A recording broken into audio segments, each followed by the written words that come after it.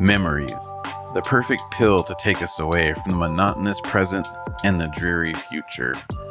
After the last episode of Zelda, where we talked about our history with the franchise and how much it meant to us, I kind of thought, you know what? Why don't we just do it for at least Nintendo side of things, right? N64, GameCube. Don't really have much of a fondness with the Wii, but hey, all you need is the N64 and the GameCube. But welcome to Glitch Cube. We're a gaming podcast. Every week talk about art, games, and why we love them. I'm Chris. I'm Christian. And welcome back, everybody. Thank you guys for joining us once again. As Chris said, we are going to be diving into our memories of Nintendo specifically. And we're going to be starting out with the console N64 today. So it's going to be a lot of fun to dive into this one. A lot of good memories with this. And there's going to be some things that actually surprise you guys about our memories of the N64. I think we both have a couple big ones for this. But there's so many amazing titles that were on the N64 throughout the years. And I feel like this console really paved the way for not just our childhoods, but a lot of people's childhoods when it came to starting gaming. And a lot of the best franchises started right here. The ones that we continue to talk about today, they started on the N64. I mean, come on, Smash Brothers? Are you serious? Yeah, of course. That was right here. And it started so long ago when you really look at it. It's like, geez, man. But and we've been playing it since the beginning of this franchise. So it's been amazing journey along the way. But there are a lot of games on our list that we want to talk about today when it comes to N64. But why don't we dive right into my big surprise here is that I've played a lot of N64 games to completion, but I have never actually owned an N64. Bum, bum, bum. Yeah. Criminal. It's kind of ridiculous whenever I look at the list of games I've beaten on the N64 and then realize I have beaten them at other people's houses. How long did I spend at their houses to have beaten some of these games? Like Ocarina of Time. I never owned an N64, but I beat that game start to finish at somebody else's house. Yeah, that's right. I did that, which is a little ridiculous. And kind of funny and in a weird, fun, like interesting way, right? Like I mentioned in the last episode when we were talking about Zelda, Ocarina of Time was a game that I actually watched my father and my uncle play. And that was my first real dive into the Zelda franchise. I did remember seeing them and playing a little bit here and there on Super Nintendo and all that, right? Like original Zelda stuff, but they were really fun. I ended up going back to them whenever I was older to really appreciate them. Ocarina of Time was the first one where it really hooked me and really got me. So after watching them play through it all, I would go every weekend to my uncle's house because that's just where I ended up every Saturday and Sunday. And I played that game from every weekend to completion. And that's actually the place where I played a lot of these titles. My uncle was a huge Nintendo guy, and he would always make sure to have the newest games for us to play, especially the party games, right? Like Smash Brothers, Mario Kart, all those good stuff. We played the hell out of those games at his house because he had 4 daughters. So I had 4 cousins that were around similar ages to us, right? So it was just a bunch of kids running around. So he put us in front of the N64 and we fight over the Rumble Pack and all that good, right? All that ridiculousness. But yeah, it was a amazing console. But why don't we start off? I'm just kind of curious. What's your viewpoint on the controller? Right? Like Nintendo has always been so weird about their controllers, but for some reason, they just feel good. But this one was especially weird because there was a whole section of the controller that you just never used. That D-pad. I feel like holding it that way always felt stupid. So you always ended up holding it from the middle of the controller, having your hands all cramped up, right? Like you never actually used the D-pad that much. And if you had to, it felt really awkward, like reaching up for it, right? Like it's such a weird thing. And we just kind of accepted it, right? It's just this is normal.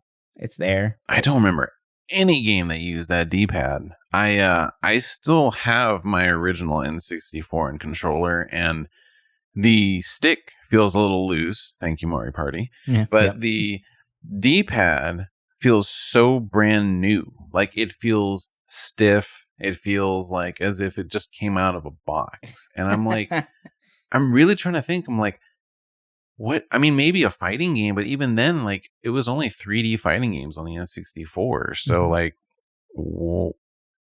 what is it? You know, like, used it. What used it?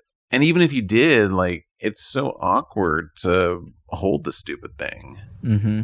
Like, even in Zelda, the stuff was on the C's, right? Like, yeah, it was hot. I mean, the C's are basically the second stick. Yeah. When you think about it. Yeah. Oh, and camera control in that? No, thank you. But speaking of Mario Party and joysticks going out, oh my gosh, how many times did you get blisters on your hands from playing that game? Oh my God, using your palm to rotate it really quickly. Yeah. Kids, think about that. That's how hardcore gamers were back then, where you'd actually leave a game of Mario Party. If you didn't have a blister on your hand, that meant that you weren't trying hard enough. And you really needed to go that much harder while playing the next time. It was bad. It was so bad. There was no real like cushion or cover on the thing. It's just hard plastic, and it just burned. It's like the worst kind of like rug burn that you could possibly get from spinning that joystick. And and they ended up putting it in like almost every, like, I felt like every other mini game was spin the damn joystick as fast as you can. Mm-hmm. So we had like calluses from playing, you know, like it was. That joystick was weak. I mean, when you look at the PlayStation 1, when the first DualShock came out, like, that joystick at least felt good. Like, it felt like it would stand the test of time. But when you look at the N64, it literally is just it's a stick on a very small little ball, or at least it's perceived to be that way. And it's just like, there's enough, it feels like there's a whole lot of room for you to move that stick around. And I'm just like, I would always be worried it would break. Like, I remember, you know, back before Joy-Con drift, I remember like an N64 controller. It was third party, but still, it was a good one, Mad Catz. And dude, Mad Catz controllers were the shit.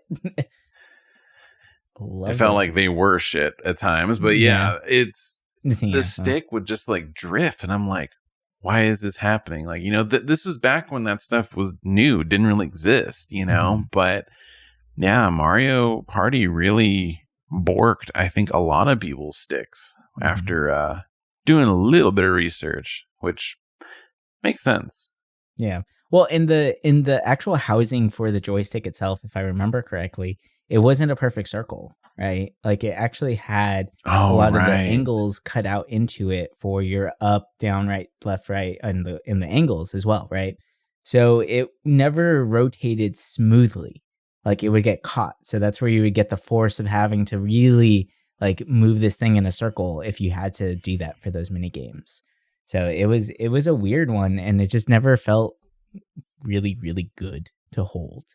And I think what made it even worse was, okay, so this was before rumble or vibrations were in controllers, which is now something that we kind of take for granted because it's in everything.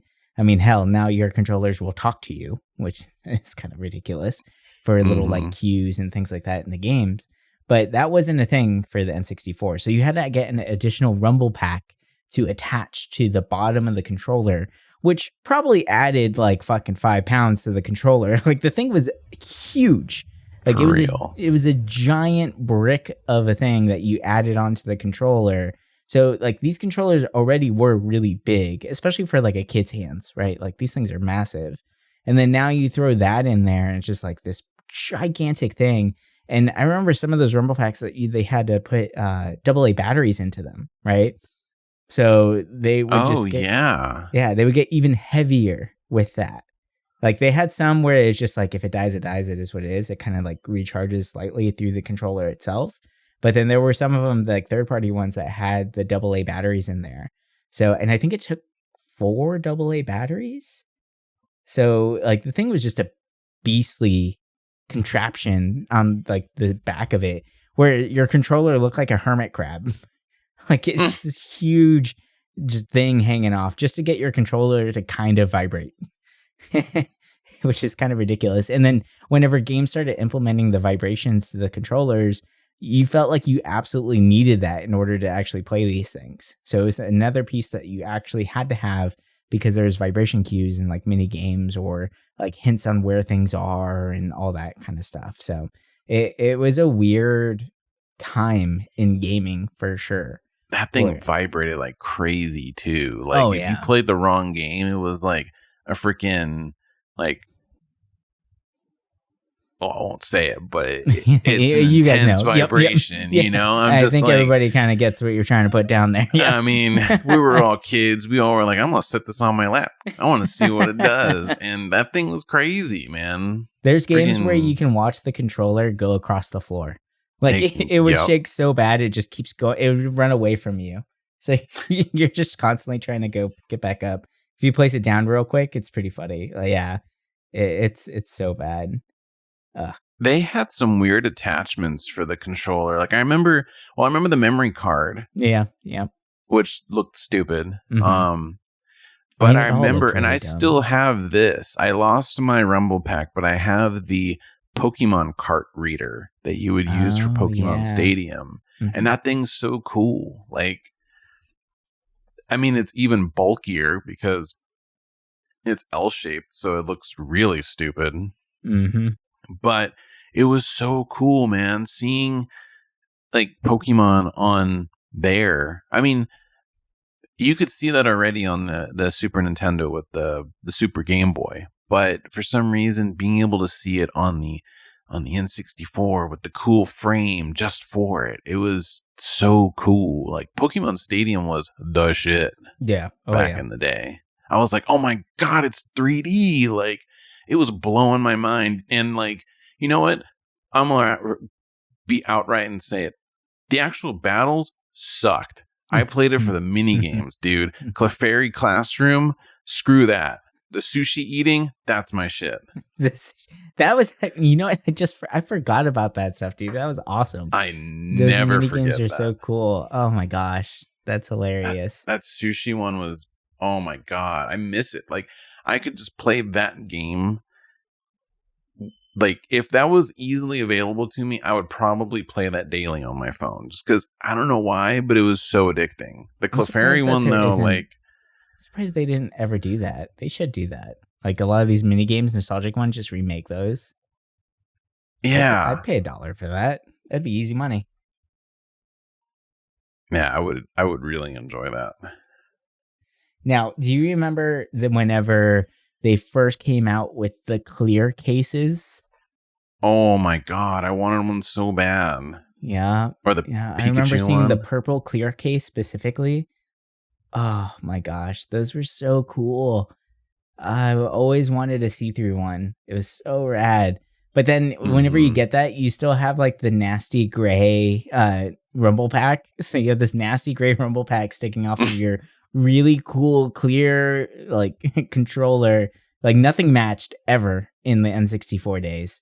It was pretty ridiculous. And then so what I thought was really funny is like, all right, we talked about the configuration of this controller, right? It's basically a trident, right? It's an upside down trident, the way you hold it. But then the third party controllers that came out afterwards were ridiculous to look at. Like it's just a bunch of like Stingray looking things because they knew people didn't use the D-pad. So it just has a long stick where the joypad, the joystick is, and then just like nothing off to the side.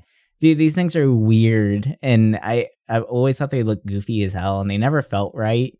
But it's just, it's so funny to see how many different like iterations there are of the N64 controller. Kind of amazing. And do you remember the boomerang controller? The PlayStation boomerang controller? No, they made one for the N64. Like it's actually in the shape of a boomerang, and it just looks like so weird. Ew. Yeah, that's a thing. It looks like the Star Trek icon. It does. the art. That looks like it's gonna kill my wrists. Yeah. Like the angle of it is not ergonomic at all. It's like at a perfect 90-degree angle. It just looks weird. It's worse than the PlayStation Boomerang, if people are familiar with that one. Oh my god. Yeah. Do you remember the microphone? No, it was only for 2 games, but for Hey You Pikachu. Yeah, that was great. Oh my god. I a long time ago I lost a lot of my N64 games for some reason, and only a couple survive. And one of them is Hey You Pikachu with my original microphone. And I'm just like, wow. Looking at it now, screw that game, because Pikachu like wouldn't listen to you. But back then I thought it was so cool, man. Like this was before Seaman, right? Like Seaman was such a weird game. Yeah, but it was kind of perfect in a sense too. Yeah. Whereas Pikachu was like this. It was the idiot, right? But it was the lovable idiot. But yeah, I thought that was so cool that you were able to talk to it. Like, I don't know, like the N64, like graphically wasn't. It was impressive at first, but clearly it got outdated pretty quickly because of PlayStation. But it did do some innovations with it that, to me, still kind of stick out. Like, I think I remember reading that the RAM was better on the N64, and that's why some things actually ran better. Oh, like, I'm trying to think, like, games didn't really feel like they dropped frames back then. Like, they always felt kind of smooth. Mm-hmm. I mean, graphically, they don't hold up, like, at all. Yeah. And they're almost, like, comical now at this point, right? Like, like with Star Fox 64, whenever the icons are talking to you, it just looks like a Muppet freaking out. Oh, I love it. It's so great. It's like, oh, Fox! Or was it when Slippy dies? Oh, God. Slippy! No. I used to love just shooting their ships down because they were it's just funny when they died. Fox's head just like flapping. It's just him flapping, and just in the text it's just, nah. I love that stuff. Or oh god, what was the rabbit's name? Pepper? No. Yeah, it was Pepper. It was Pepper, yeah. Where he's always like, do a barrel roll. Oh my god, he wouldn't shut up either. Yeah, it was always do a barrel roll. And the way he said it too is so great. Oh gosh. There's so many. I love Star Fox 64. I played that game so many times on all the different pathways. Like, for me, I think that was one of my favorite games.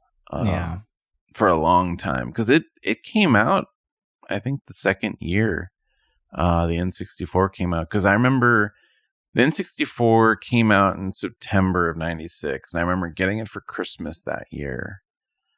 And it only launched with 2 games, Pilot Wings and Mario. And of course, I got Mario. Rented Pilot Wings, which was cool. I thought Pilot Wings was the future. It's a great proof of concept game. That was an awesome little title. Yeah. Yeah. I mean, both of those games really were like 2 good showpieces to an extent. Yeah. Of like what it could do. But, I'm looking at like the first couple titles, right, for the N64. You got those 2. You got Wave Race 64, which was phenomenal at the time. Like, my God, the water in that game looks so cool. Mm-hmm. Yeah. I don't really care for Killer Instinct, Mortal Kombat Trilogy, Cruisin' USA. Like, if there's one thing the N64 really, like, now that I'm realizing it, I think it's where I played the most racing games ever in my life. Yeah. A good chunk of the games on the N64 that I played were racing. I mean, the cruising games, I'm not going to count like sports racing, right? Like snowboarding and stuff. But like some of the other ones that I'll bring up, Beetle Adventure, which when I was a kid, I thought I was the only one that ever played this. And then a few years ago, I looked it up, and I'm like reading that people rave about the game. And I'm like, really? Like, people like this game? Like, I just thought it was cool. But there was 2 racing games that really stuck out to me as a kid. And I'm not counting Mario Kart. Everyone loves Mario Kart. Mm-hmm. First one, Star Wars Pod Racing. Ooh, that game was so damn cool. That was a good one. And between that and this is still one of my most favorite racing games, but Diddy Kong Racing. Oh, that one was actually a really great game. I adored that game because I felt like not only did you get the kart racing in Mario Kart, but you had that kind of not open world, but you had these massive stages to explore. You had your boss fights that were in racing. Like, it was just, to me, it stood out, and I was enamored with that game. Like, it, I don't know why, but it had an impact on me in a weird way. And to this day, when I play like a kart racer, it's hard for me to really think of anything better than in the past that game. You know, Mario Kart 8 Deluxe is basically perfect, and Crash Team Racing is perfect. So between those three games, I'm like, those are the only kart racers I need. But yeah, I'm trying to think. I don't think there's any other racing games that really stood out to me. Like, there was some really bad ones on it too, but I'm not going to waste time with terrible games in this episode. Nah, this is all about good memories. Yeah, though I will bring up, you know, if there's one thing from the genre we both love the most, the N64 didn't really have that many RPGs. No, I mean, PlayStation really like swooped in and took those guys.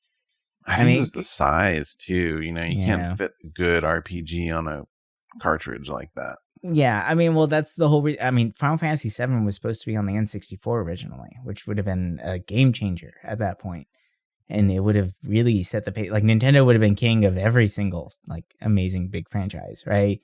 But because of the size and how many cartridges it was necessary to make that happen, obviously disc made more sense. Because what Final Fantasy VII was 4 discs or 3 discs. So like, yeah, it was 3. It was 3. So like, that's a lot already. I mean, even Metal Gear Solid was multiple discs, right? So it just kind of showed how much more they wanted to put towards those games. So with the cartridge movement of the N64, they lost Metal Gear and Final Fantasy. Like, those are two huge Sony PlayStation franchises that have really paved the way for, you know, those games and those consoles themselves. And I mean, those were console sellers. Those are huge franchises that both started on the Nintendo. And because of their push for cartridges, they lost those. I mean, obviously it didn't really hurt them that much. I mean, Nintendo's fine, right? Like, they kept a lot of their big franchises regardless of the fact, and they've kept them alive all this time. But those are some pretty big hits to lose right there. I mean, even the Dragon Quest games, those were on Nintendo first too, right? Like, so it's kind of crazy to see that they left. I think Dragon Quest came back, right? Where you can play that on the Switch. They came back on the handhelds for the most part. But the fact that like they left temporarily because the cartridges just couldn't handle that much. Now, regardless of the fact though, they were able to still get a decent amount of games on, or like content into these cartridges themselves, surprisingly, right? Like, the Paper Mario games had a lot of content to them. Like, Banjo-Kazooie has a lot to it, right? Like, there's a lot going on in that game. I mean, Super Mario 64, the reason why Mario's in 3D nowadays is because of these cartridge style games. So it's not like there was a huge limitation on them. It just didn't allow some, like, PlayStation really sold it as far as upping the generation of graphics and 3D worlds that were possible.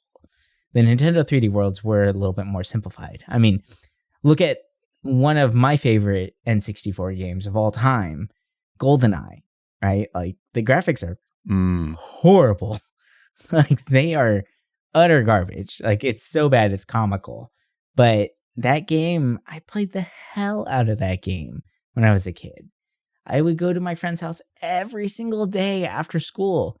I still remember that kid's name. I don't remember anyone's name growing up because I moved too much.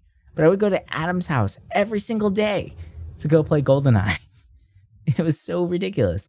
We'd sit at the end of his bed, like 2 feet away from the TV. And this is back when TVs were boob tube TVs, right? And like the big, giant, heavy things that are just ridiculous and they take up a whole dresser. And we would just sit there and play GoldenEye all day. We wouldn't get any homework done, but we'd do that. It was great. We loved it. We just play rockets all day. It was kind of ridiculous because I don't know if I can do that anymore. So this is gonna be there's a few games on the N64 and I didn't really touch back in the day, and I feel like I get judged for this. I played GoldenEye multiplayer a little bit. I never touched a single player until just recently when it got put on Xbox on the Rare Replay. And there's a single player? No, I'm just kidding. I'm just kidding. Dude, it's nice having like the dual stick camera now with it. So I'm like, okay, like I kind of want to play it, but yeah, I'm like, I remember everyone freaking out about GoldenEye, but I just at that point, I mean, I'm trying to think, like that was around like what, 97 it came out? Yeah, 97. Mm-hmm. I was at that point, like I wasn't really playing too many shooters, so I wasn't super big into it unless it was at a friend's house. But even then, I was always like, I'd rather play something else. I don't know, like it was too. I didn't like the controls even back then, you know. But I loved it. I played Odd Job all the time. Yeah, I'm that guy. But I played Odd Job because I was always the shortest guy, so that was my argument. I was like, I'm just playing me in real life. There you go. Yeah, that reminds me. Like, I never touched Perfect Dark. I think the only shooter I really played on the N64 was Turok, which was, I don't know, it felt kind of badass back then. Looking back at it, it's like, what was I playing? It's an empty world, but it was great for then, right? I mean, it's the same thing with like Perfect Dark. Perfect Dark was dope. That was a really cool game, but looking back at it, it's like, oh boy, that does not look good. Yeah, but going with the RPGs, I was trying to like think about it because there weren't that many, right? I mean, at least in the US, and I'm talking about more traditional RPGs. I know there's a bunch out there you could argue is like, oh, it's got RPG elements, right? Mm-hmm. And it's like, there's only a couple, like Gauntlet Legends, which was it was cool. Your mage needs food badly. Yeah, no, that was great. Oh my God. It was great. You're awakening deepened memories. Yeah. But Quest 64, that was I remember renting that, being super excited about it.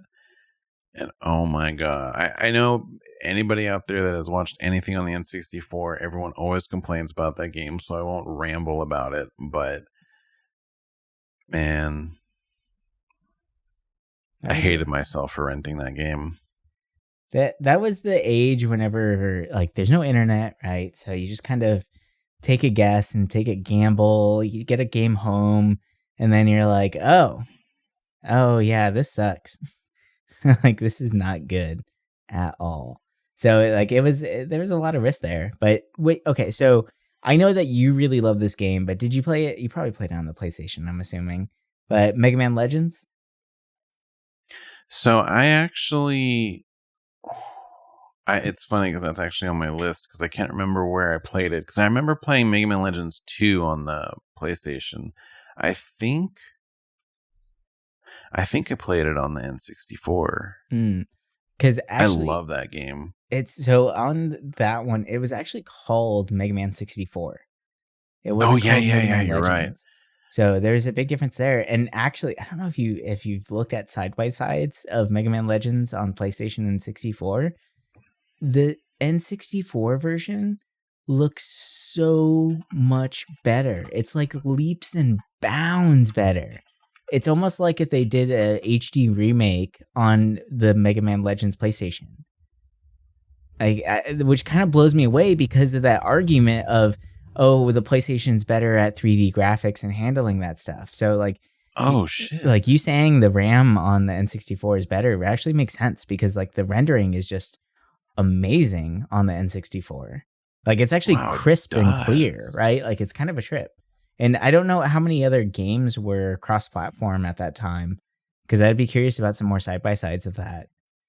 There were a couple, but I think some of them, the ones that were more shaky were like PC ports too, like Hexen. I remember being really interested in that.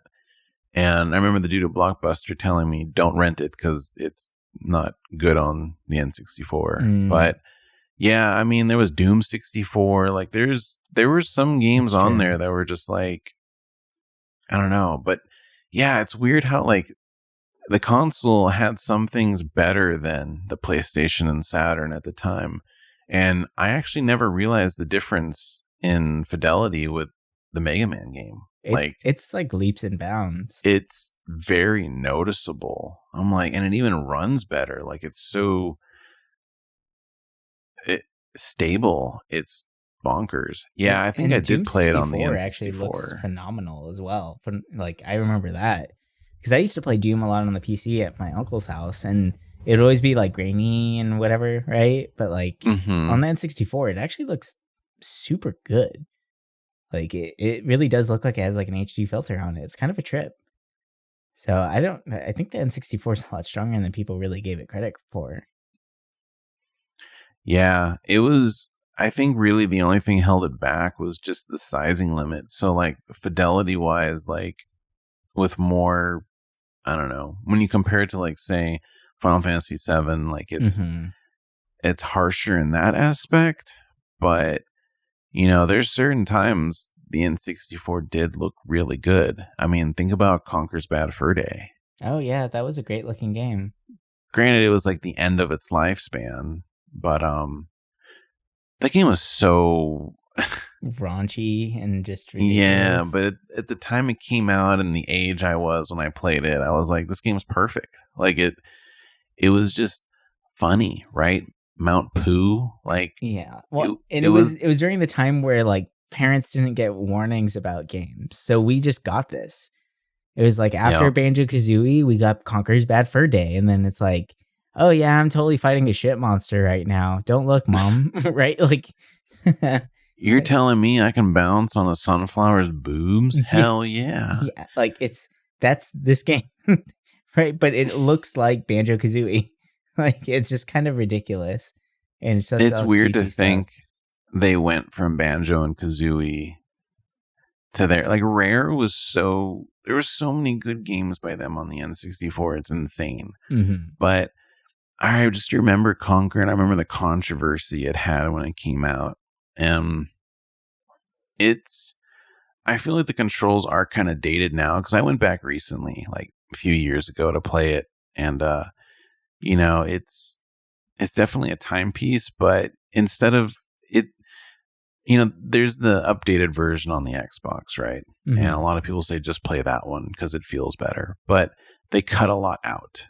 And I think if you want to play the game that had the shock value, you have to play the original, because the newer version has a lot of cut content, and I feel like it just isn't the same game. Right. And I don't know, would it hold up today if it came out? I think while a lot of people will complain about it being raunchy, I think there's also a good chunk of people that probably all for it just to piss off other people. But yeah, I don't know. I thought it was a pretty enjoyable game, but I loved all their games. Like Banjo and Kazooie was my shit too. That was a fantastic little title, and it was goofy too, right? So like, you can see the humor there, but it felt like after Banjo-Kazooie, after Rare's success with all these different titles, they kind of just had like a free pass to do whatever they wanted, and they let all their humor and their just ridiculous like side out with this one.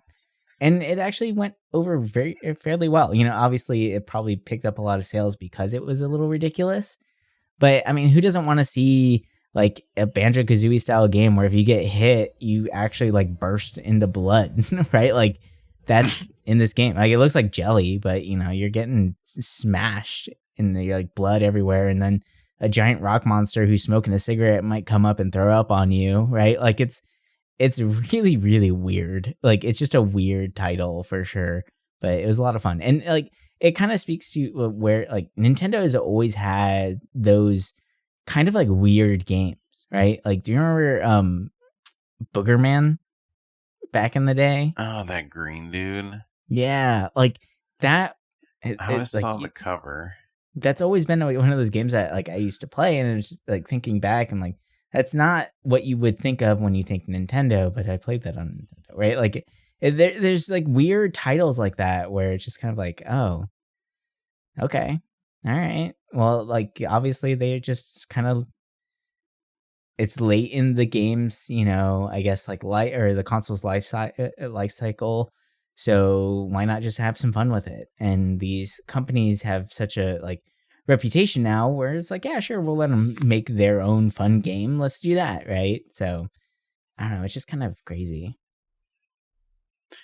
There was a game on the N64 by Rare that I never got to play. Also, shout out to Blast Core. That's another one of my favorite games by them because you were able to blow up buildings. But I never played Jet Force Gemini, and I always heard people like talk highly of it. That's another one. Did you ever play it? No, that's one that I've always seen and never got to actually play. Gotcha. Though. Yeah. There's quite a few actually now looking back at this list where I'm like, oh yeah, that actually would be really cool to check out. Like Chrono Resurrection, that'd be fun. I want to play that. Chrono Resurrection. What about that Shadowgate game? Oh, that one got discontinued. Damn it. Yeah, that's why it never actually came out. But never forgotten. Shadowgate 64 was pretty cool. I remember like being really surprised by it because it's like a dungeon crawler. There's another game too that kind of popped up right now. I totally forgot. 1080 snowboarding. Oh, dude, those snowboarding games were so dope. Oh, dude, snowboarding kids. Oh my god, so good. I will bring up when you were talking about Paper Mario. Like for the longest time, that was one of my favorite games. Like it just felt like perfection.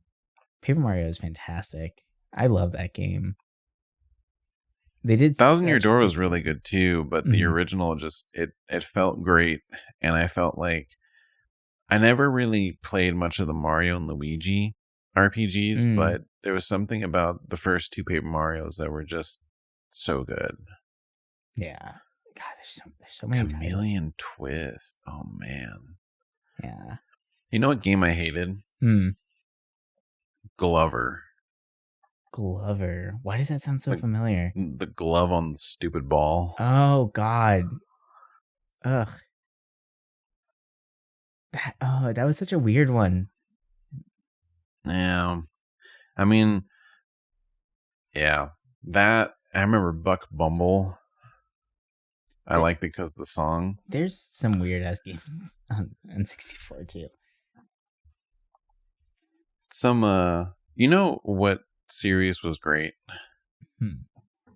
That I still think highly of? The Rogue Squadron games. Oh, those are fantastic.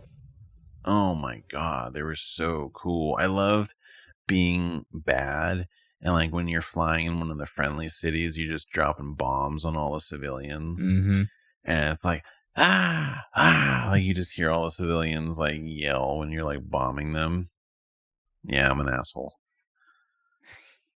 The one game that I never picked up that I actually like, I never heard about it when I was a kid because I didn't have like access to all the magazines and everything like that, and I wasn't huge into this genre yet, was the Ogre Battle 64.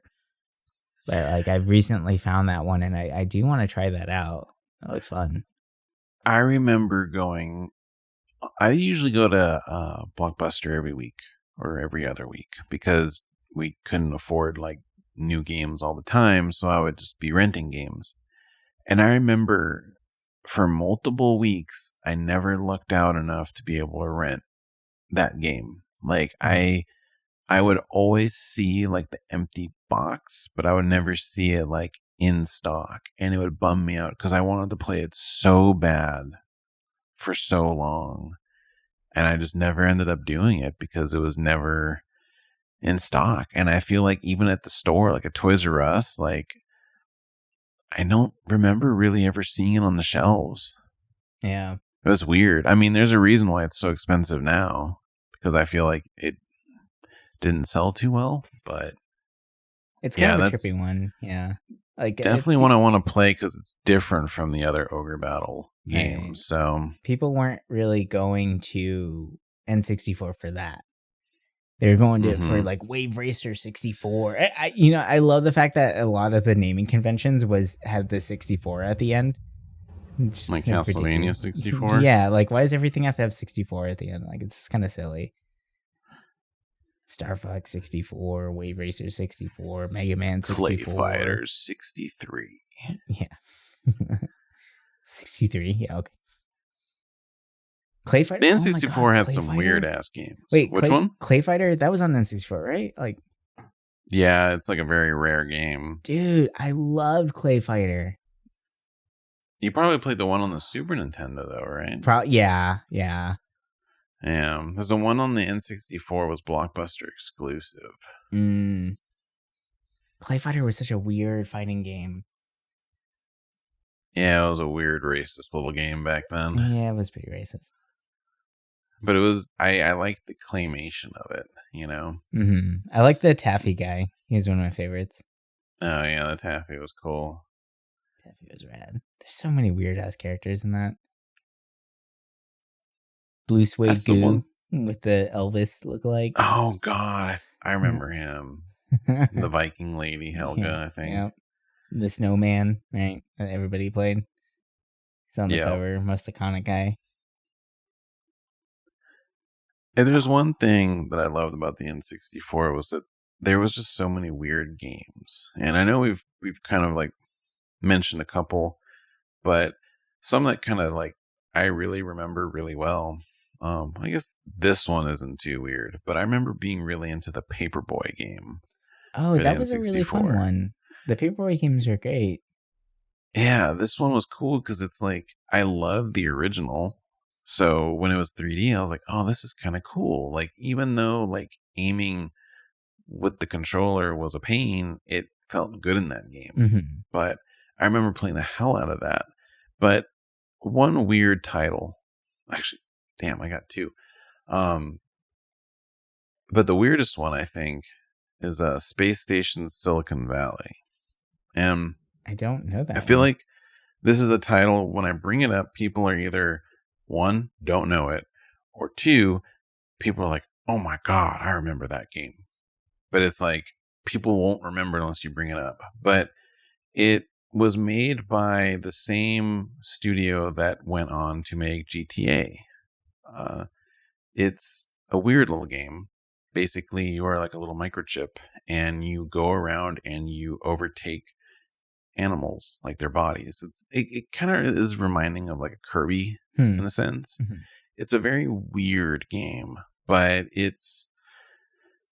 I felt for the time it was pretty innovative, and I'm like surprised that it didn't really get any bigger. Like one time I was curious and I was looking at magazines, and some of them actually rated it really high, but because it was so weird and kind of like secluded to a certain kind of like audience, I think it just never really got big, which is a bummer. But I've never seen this game. It's cool. I like it. I would love to see them like at least put it out on the Switch or something, but I doubt it. And that's a game that's just lost in time. Just like one of my other favorite games on the N64, Mischief Makers. Mischief Makers. I don't know if I know that one either. I loved this game. This game was so damn cool looking, and it was so much fun. Oh, I remember seeing the cover for this. Yeah, I feel like that cover, you would always see that game like at every game store. I don't know why, but I just remember always walking into multiple stores and always seeing that cover. Mm-hmm. Maybe because no one bought it, but that's a shame because it's a damn good game. I don't even know what the premise is of it. It's just another platformer. Okay.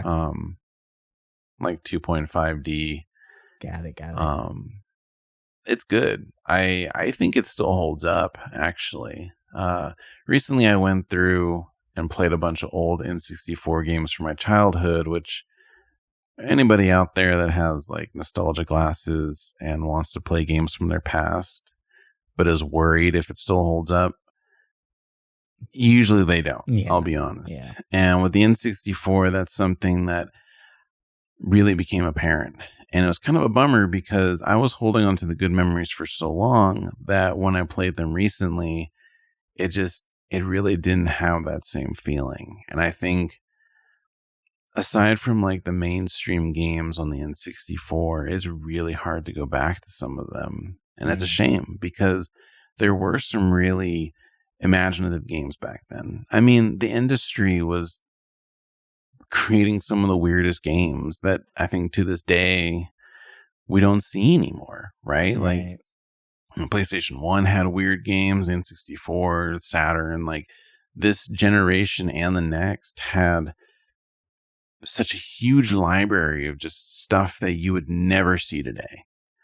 And it sucks. I mean, we see some of these weird titles in indie games, but even then we don't see some of the weird stuff that we saw back then. And I don't know, to me that's one thing that for me it's my favorite game generation, like this one, the N64, PlayStation, Saturn. It was just fascinating seeing this kind of evolve. And damn it, one of my favorite games for like 2 decades came out on the N64, and I'm looking back at it right now. I'm like, it's still really, really good. Which one? Harvest Moon 64. Oh boy. I still own my original copy, and I love those kind of farming games. Stardew is really cool. I love Stardew, but Harvest Moon 64 has such a special place in my heart, and I don't know how that came to be, because that was the first.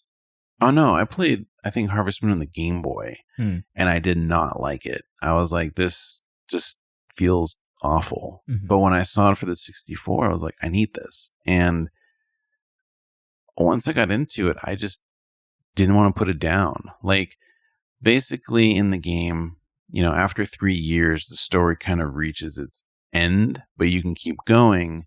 And I think there's still some small story events up until the 5th year. I ended up playing, I think, up to the 18th year. Holy crap.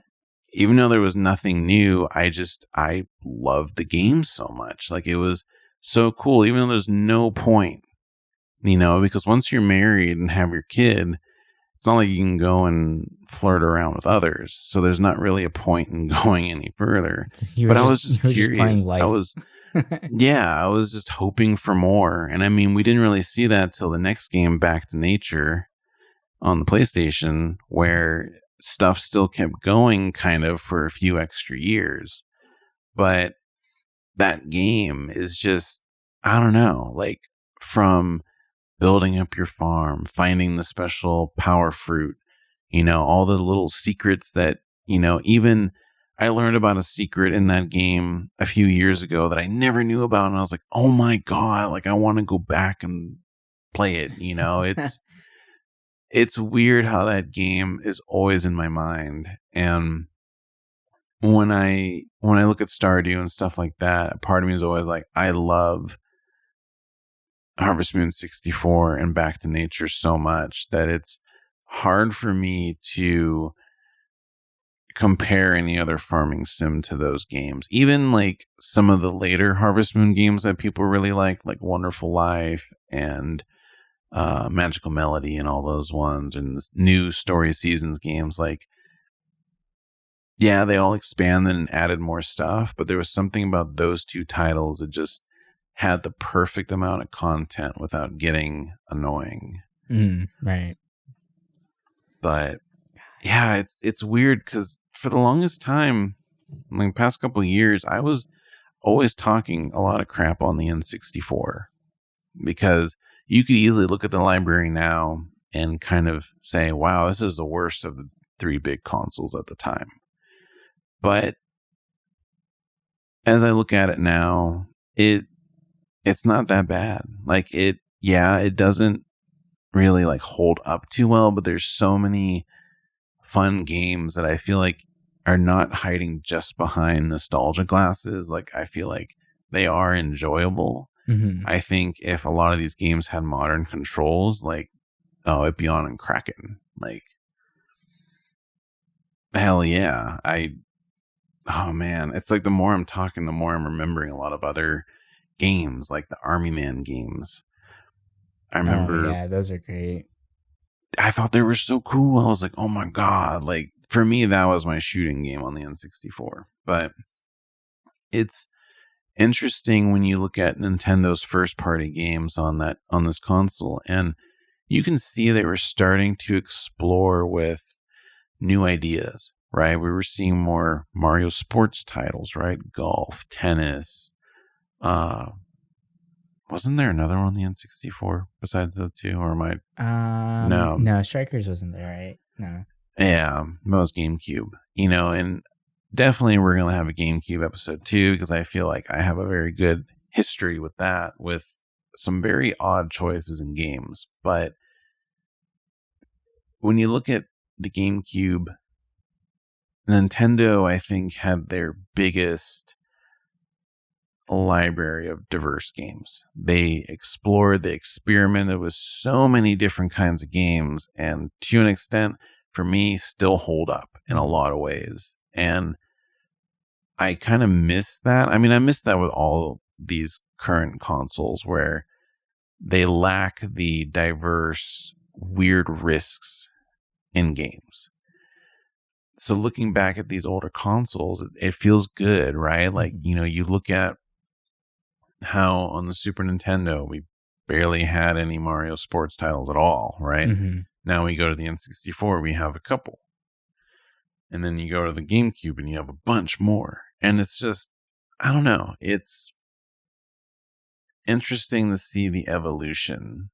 And it didn't really feel like they were trying to milk a franchise at that point, because it was still pretty early, right? The N64 was their third console, and it was them being still kind of stuck in the past compared to the other big two. Mm-hmm. But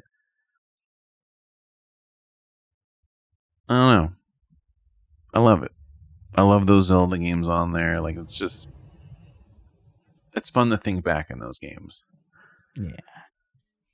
There's so many to look back at. Oh, Mystical Ninja Goemon. Oh my God. That game was so cool. The list goes on and on, right? Like the N64 yeah. is the nostalgia maker.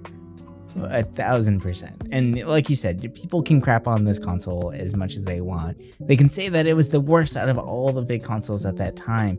But look at the franchises. Look at what has started right there on the N64, where we've gone from there.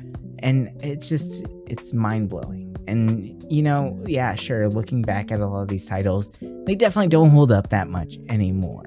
Whether it's visuals, controls, whatever it may be. But you're never going to lose that feeling you had when you played them the first time. When you played them with your friends, when you shared them with your family, like, it was just such an amazing experience, not just for yourself, but for everybody involved. It was a game changer, 100%. But yeah. All right. Well, that's going to do it for us this week. Thank you guys so much for listening in, and we will talk to you next week with some more games, art, and all that good stuff in between. But until then, bye for now.